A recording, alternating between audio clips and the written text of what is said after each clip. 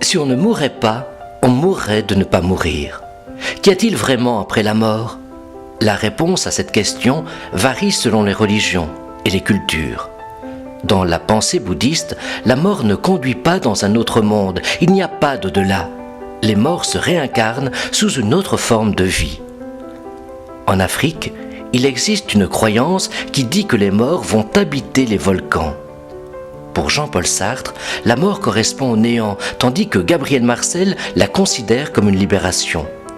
Mais quelle est la pensée de trois des principales religions monothéistes que sont le catholicisme, le protestantisme et l'islam? L'Église catholique ne donne pas beaucoup de points de vue de la vie après la mort.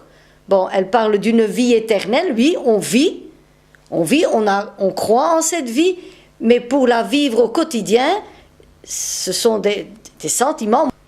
Il y a une vie après la mort, mais je ne sais pas la localiser, je ne sais pas dire elle est là ou elle est là, qu'elle ne revient pas dans une personne, mais je crois qu'on porte en soi des sentiments des personnes qu'on a connues.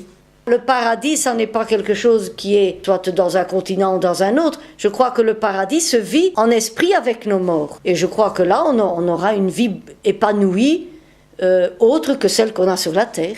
La vie après la mort, c'est une renaissance. On redevient enfant de Dieu. Je ne crois pas qu'on reviendra sur la terre. C'est là en haut qu'on va vivre avec tous ceux qu'on a aimés. Ce n'est pas possible autrement. C'est l'amour parfait entre tous les hommes. Il n'y a plus personne qui est jaloux, il n'y a plus personne qui voit le mal en l'autre. Tout est parfait, tout le monde est content, on est heureux. L'enfer et le purgatoire sont des choses qui ne m'effleurent pas beaucoup. Parce que pour aller en enfer, il faut le vouloir. La miséricorde de Dieu, on doit même y compter. Peut-être qu'on ferait un petit stage au purgatoire, je n'en sais rien. Il n'y a toujours personne qui est venu de le dire. Quand je pense à tout ce que le Seigneur a souffert pour nous, qu'est-ce qu'on va aller faire au purgatoire? Il faut compter aussi, moi je trouve, sur la miséricorde de Dieu, c'est là le principal. Je ne vois pas quelqu'un qui va aller en enfer. Non, l'enfer n'existe pas. C'est une image. Quelqu'un qui veut faire foncièrement mal, en connaissance de cause, savoir que quand il fait mal, eh bien ça pour moi, c'est l'incarnation de Satan. Un protestant considère qu'être croyant, c'est vivre une relation avec Dieu. La question du salut, pour un protestant, c'est retrouver la relation perdue avec Dieu. On se trouve à un autre niveau que la vie strictement physique ou psychologique. On parlera alors de vie spirituelle. Donc au moment de la mort, l'esprit quitte le corps et entre dans une dimension strictement spirituelle qui alors est tout à fait difficile à définir parce que là on entre dans la spéculation. De ce fait-là, il y a dans la pensée protestante différentes tendances.